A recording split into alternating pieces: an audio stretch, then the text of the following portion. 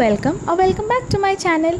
আজ আমি আর আমার বোন গেছিলাম উত্তরপাড়া একটু দরকারে। তো ফেরার সময় যেহেতু আমাদের গ্যালোপিন ট্রেন ধরতে হয়, তো আমরা চলে গেছিলাম শ্রীরামপুরে। এবার শ্রীরামপুর যখন পৌঁছেই গেছি, তাই ভাবলাম একটু কিছু খেয়ে নেওয়া যাক, যেহেতু আমাদের হাতে আধ ঘন্টা টাইম ছিল। তো একটু হেঁটেই চলে গেলাম এই টেক অ্যান্ড গো বলে এই কাউন্টারটা। এখানে সব ফ্রাইড আইটেমস, তারপরে ফাস্ট ফুড টাইপের পাওয়া যায়। মেনু কার্ডটা দেখিয়েছি, দেখে নেবে। খুবই রিজনেবল, পকেট ফ্রেন্ডলি স্টুডেন্টসের জন্য।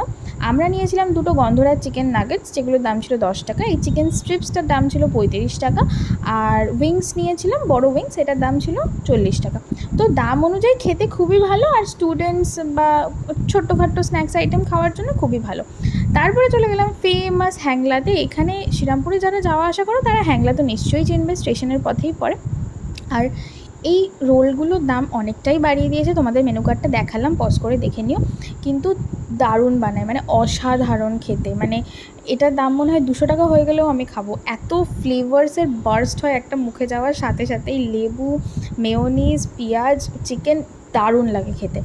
আর যথারীতি এসব খেতে খেতে আমাদের তো হয়ে গেছিলো ট্রেন মিস। বাড়ির থেকে ফোন আসছিলো, বলছিলো কী করছিস এতক্ষণ ধরে। তো আমরা কি করে বলি যে আমাদের খেতে খেতে ট্রেন মিস হয়ে গেছে। তো যাই হোক, সেটা দুঃখ না করে আমরা চলে গেলাম আবার খেতে শ্রী দুর্গা মিষ্টান্ন ভাণ্ডারের কুলফি, যেহেতু খুব গরম লাগছিলো। এবার আর লেট করা যাবে না, এই ট্রেন মিস করলে এবার বাড়িতে পিটানি দেবে। তো তাড়াতাড়ি ঝটপট দৌড়ে দৌড়ে চলে গেলাম স্টেশনে, আর এই যে ট্রেনে উঠে পড়েছি। এবার আমরা বাড়ি গেলাম, টাটা।